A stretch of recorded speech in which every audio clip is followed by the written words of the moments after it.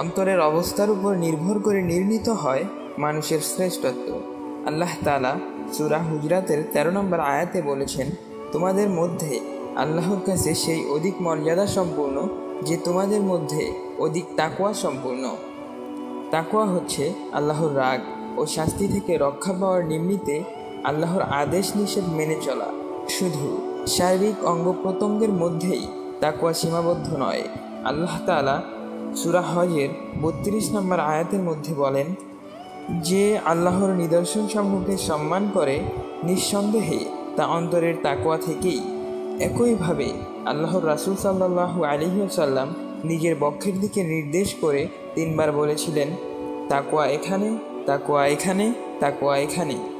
তাই একজন মুমিন শরীরের সাথে সাথে তার হৃদয়কেও আল্লাহর পথে উৎসর্গ করে।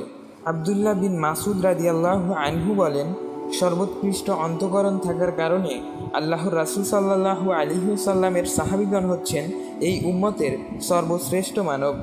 বকর আল মুজানি রাহিমাহুল্লাহ বলেন, আবু বকর রাদিয়াল্লাহু আনহু অন্য সকল সাহাবী থেকে অধিক মর্যাদা সম্পূর্ণ ছিলেন শুধু তার তাকওয়ার কারণে।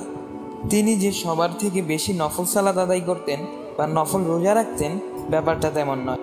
ইবনে তাইমিয়া রাহিমাহুল্লাহ বলেন, আমলের তারতম্য হয় ঈমান ও ইখলাসের ভিত্তিতে।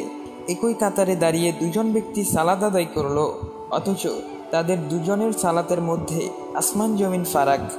একইভাবে এক ব্যক্তি ১০০০ টাকা দান করল, আরেক ব্যক্তি ১০ টাকা, কিন্তু যে ব্যক্তি ১০ টাকা দান করেছে তার সওয়াব ১০০০ টাকা দানকারীর থেকে অনেক বেশি হতে পারে, শুধু তার ইখলাসের কারণে। এজন্য আব্দুল্লাহ ইবনে মুবারক রাহিমাহুল্লাহ বলেন, অনেক সময় নিয়তের পরিশুদ্ধিতার কারণে অল্প আমলের বিনিময়ে বিপুল সওয়াবের অধিকারী হওয়া যায়। আবার নিয়তে ভেজাল থাকার কারণে অনেক বড় আমল থেকেও সওয়াব অর্জন করা যায় না।